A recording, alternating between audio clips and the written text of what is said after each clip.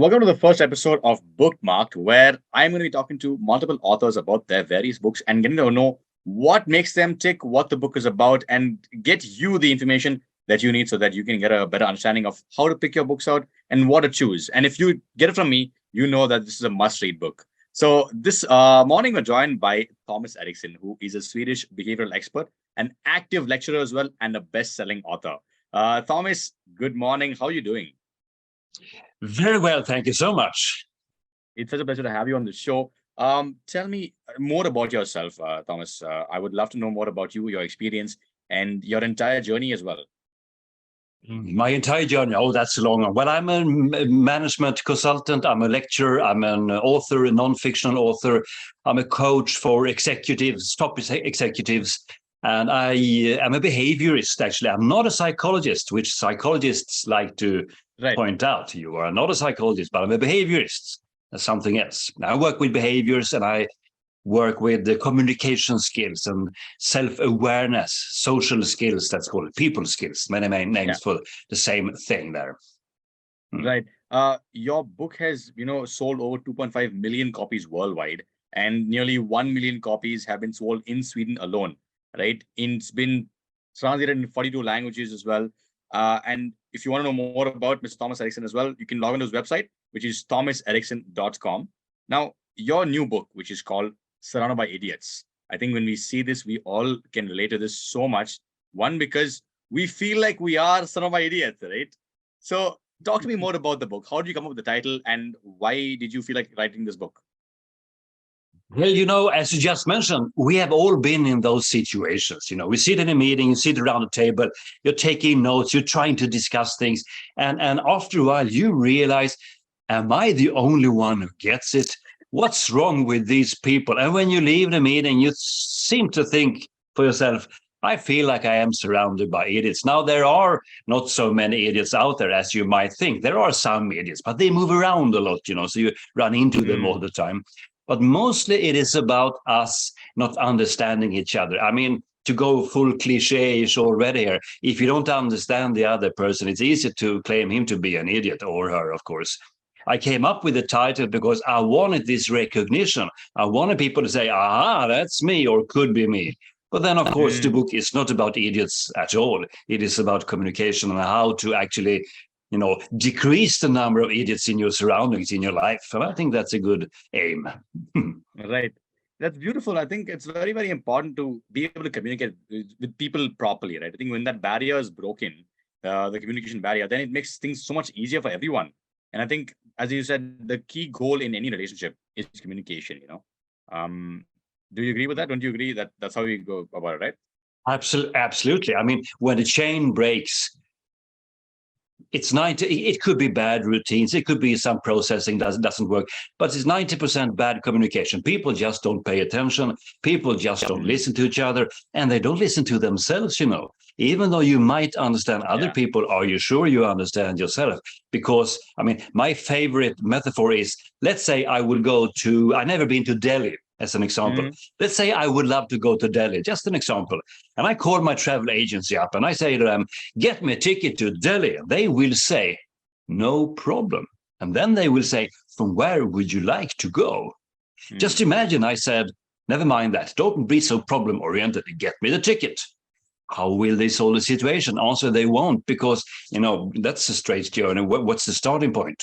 In all communication, I am always the starting point. In your communication, you are the starting point. So it's not enough to understand the other people. You also need to understand yourself.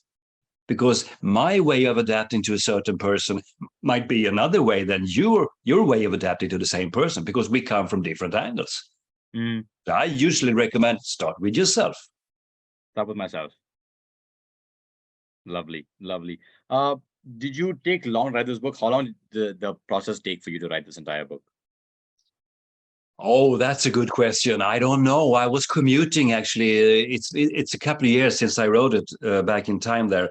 I wrote 30 minutes here, an hour there, because I didn't have any time. I was working all the time.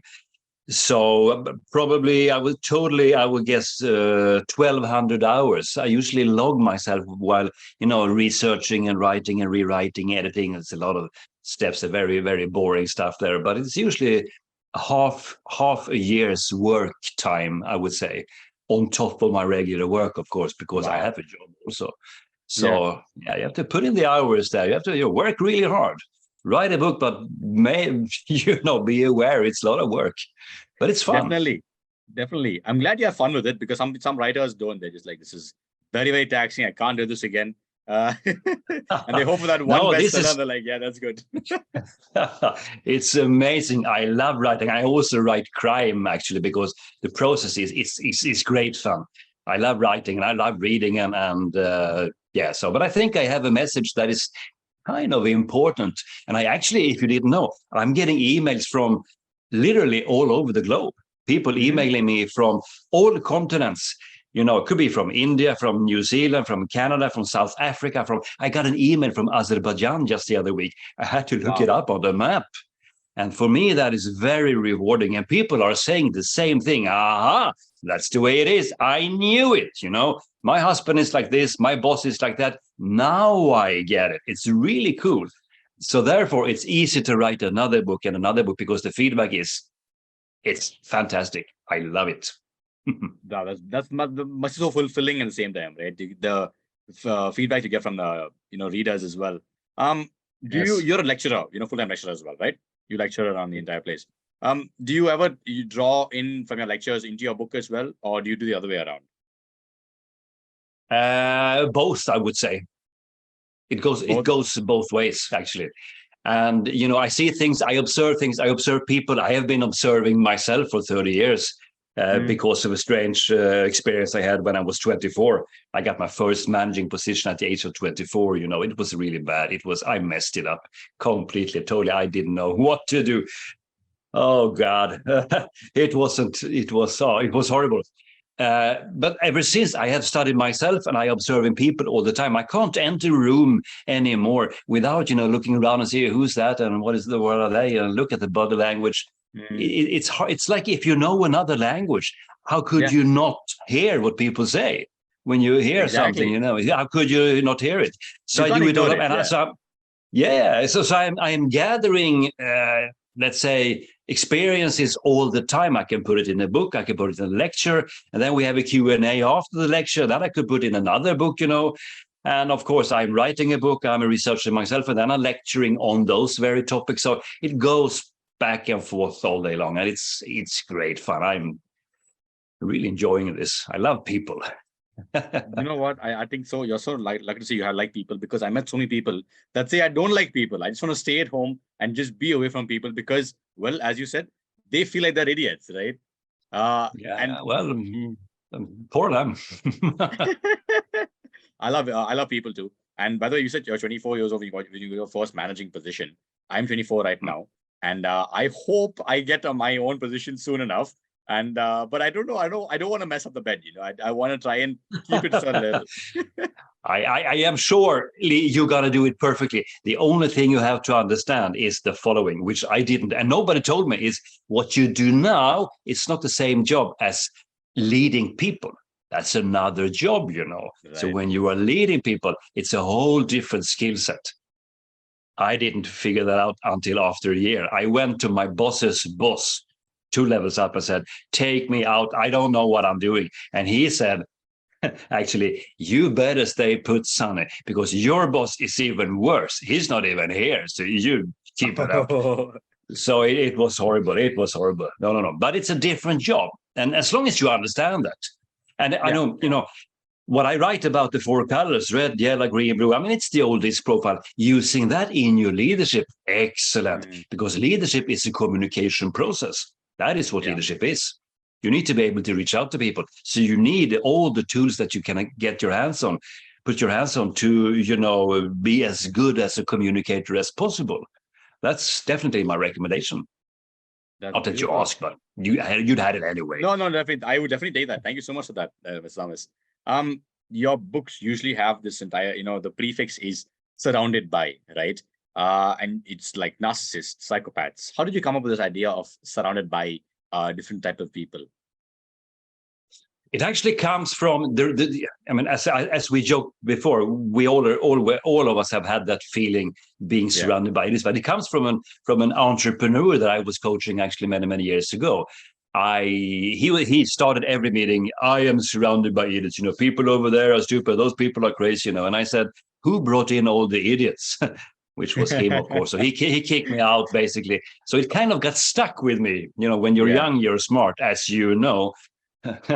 I was really smart when I was young. It has left me now. But the thing is this: No. I went to my publisher. I was writing crime novels also, so I went to my then publisher and I told them I am going to write about communication, colors. It's going to be this and that. It's about behaviors. It's going to be called "Surrounded by Idiots." And the cover design is my own. I did design it myself.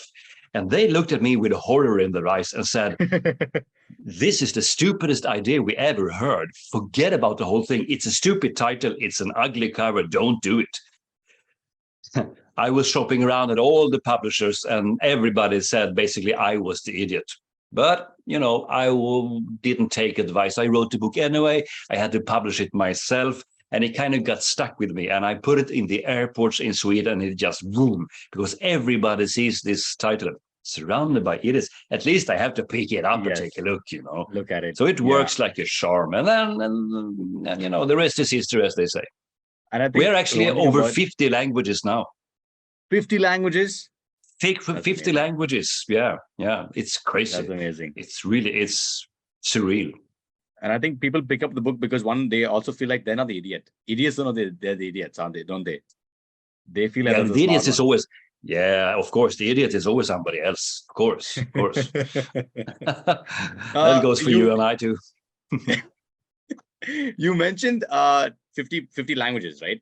Now, did you write this book in Swedish or in English? I write it in Swedish and then it gets translated to English. And then that is usually the basis for many other translations. Yeah. Not the Nordic languages, Norwegian and Finnish. They read Swedish also. But usually the English title is the basis, sort of. But I remember in college when I was studying, we had this topic of translation sort of loses a lot of, subtleties of the entire book, as well as through the language when you write. You put in a lot of jokes, you put in certain elements that you kind of, get through only when you read in that particular language. Do you feel the same way? Do you think that when you translate any book for that matter, there are certain subtleties lost in the translation? That's a good question. It's a really good question, actually, because I have been worried that might happen with my books because I use a certain tone of voice. I use a lot of anecdotes. I use a lot of humor.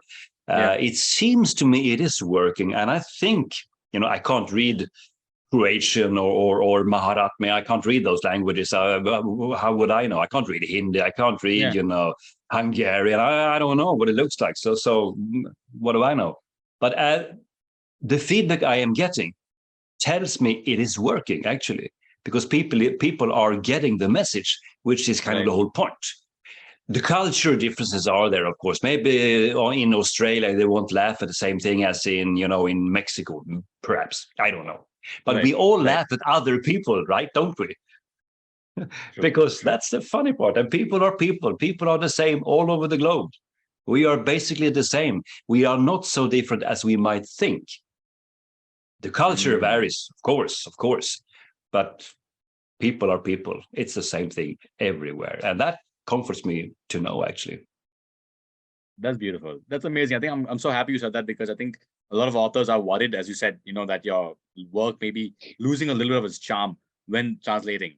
My last question to wrap up this entire thing would be, a lot of people choose, audiobooks as compared to a hardbound book, right? How do you consume content? How do you usually read? Do you read it or do you like listening to it? What do you choose? I never listen. I read it. I need to keep a physical book in my hand, hopefully a hardcover, because I'm kind of old school that way, I guess. But I like that. I decorate my house with books. I have, 10,000 volumes. It's too many books. I don't know what to do with them. I don't listen because I like to keep my own speed. The voice, the narrator's voice is sort of distracting me. I know a lot of people are reading, but I don't, or listening, but I don't. Yeah, but what about in your car and so on? But then I listen to lectures. So then I go to YouTube when I'm driving a lot. So that's that. So now I like the physical book. Sitting, a cup of coffee, and a book in my lap and reading, flipping the pages. That's great. It's a sweet spot, isn't it? It's amazing. It's a sweet spot. Exactly. So true. True. You listen to podcasts, I'm sure, right? A lot of podcasts. I know. Yeah. Oh, what are you listening to currently? I was listening to something called The Epic Being. Then I listened to Jordan Harbinger's show, an American guy. I listened to Joe Rogan, obviously not everything, but it's because it's too much. But probably I'm not very exclusive in my taste when it comes to podcasts. Things that are fun to observe, and listen to. Sometimes Jordan Peterson, he's in so many places. I really don't understand him. I would love to listen to more podcasts in English from other parts of the world, because it's easy to get stuck in this Western world narrative. We tend to listen to Americans and British people, and there's so much more to experience. So that's I'm going to start listening to your radio show from now on. I can see 94.3, is it? Radio 1. We do have some podcasts as well, so you can definitely tune in as well and check that out. Okay, I'll check it out. It's been a pleasure, Mr. Thomas Allison. It's been such a nice time talking to you and getting to know more about your book, more about the work that you do. And this is the first episode of Bookmarked by me, Lee. And check out his book. It's called Surrounded by Idiots. And I'm pretty sure, again, as I said, we've all felt this way, where we feel we're not the idiot and everybody else is. But as you said, there's a communication gap which needs to be filled. And thank you so much for joining me this morning. It's been a great pleasure having you here. Well put. Thank you for the invitation. Have a nice one. One world, your station.